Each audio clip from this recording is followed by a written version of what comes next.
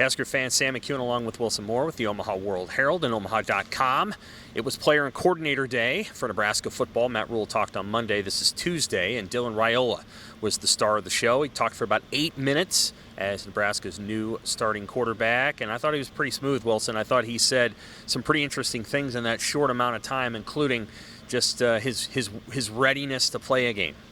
Yeah, I think we saw a pretty similar version of the guy we've talked to really since the spring. This is a guy who's polished as a quarterback and is used to the attention that comes with that. He's now in the position I think he always expected to be in, which is as Nebraska's starting quarterback, and I think we saw a version of that, just someone who is where he wants to be, where he thought he was going to be from the very beginning.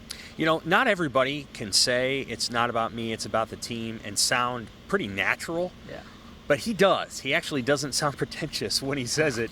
It may be just his cadence and the way it comes off, but I get the sense that he means it. I did ask him, and I ask this of all quarterbacks, it's not just him. How does a receiver earn your trust? Because in my experience, quarterbacks go to the same guys over and over that they think they can count on. And Raiola's answer was interesting. He said, I'm going to flip it on you. I have to earn their trust. And I think that to some degree that's accurate, right? Like he's doing this for the first time, and he needs to put the ball where it lands. I feel like his teammates, though, had good things to say about him. Yeah, absolutely. I think that goes hand in hand with, to your point, being a freshman quarterback, too, you know?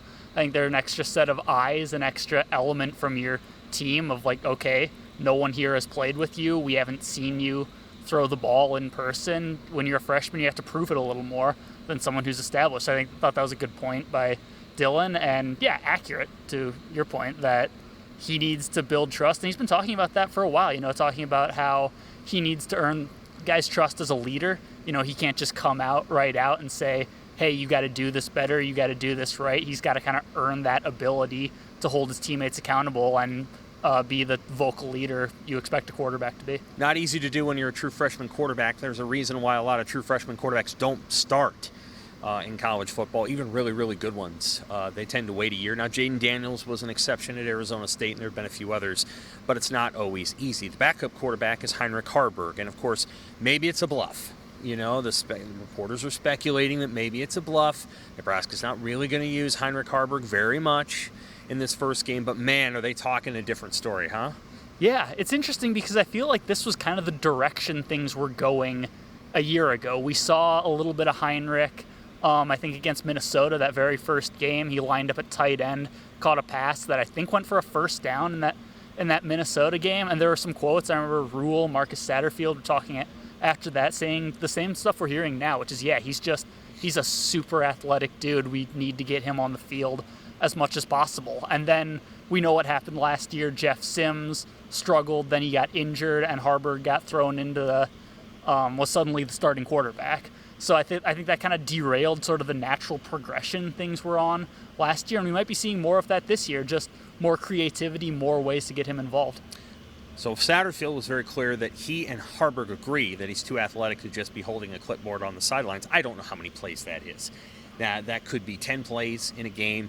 That could be that you're putting him in there inside the red zone to run the football on short yardage downs.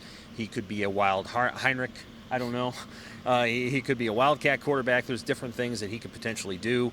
We'll just have to see. Again, there's a sense of like, well, this is a kind of gamesmanship that Nebraska's engaging in here. They have to prepare for Haarberg without exactly knowing what he'll do. At the same time, UTEP does strike me as a team where they might be able to use Haarberg's talents at some position other than quarterback, and also maybe a quarterback. One other thing Satterfield said about the running backs, he'd love to see one or two separate themselves. They haven't done that yet.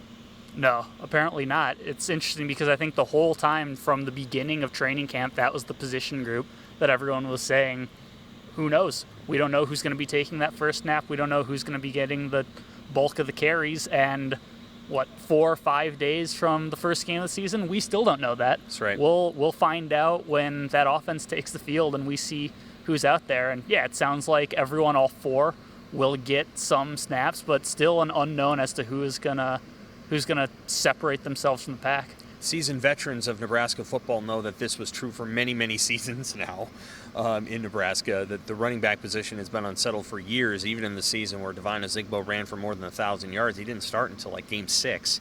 And then in 2019, they had to move Wandale Robinson from receiver to running back, so on and so forth. Last thing, Blackshirts, they handed them out today. It's a little bit of a lower key thing than it was even 5 years ago.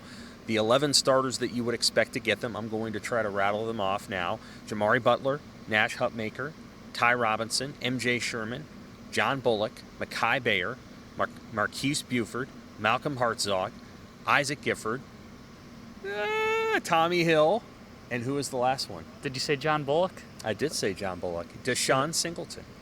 There's the 11. And then Cam Lenhart, the backup defensive end. So they had 12 black shirts. Seems about like the right number. I feel like Lenhart had a black shirt last year at some point, but this does feel like a crew that's very already sort of solid. They kind of know who everybody's going to be and what role they're going to fill in the scheme.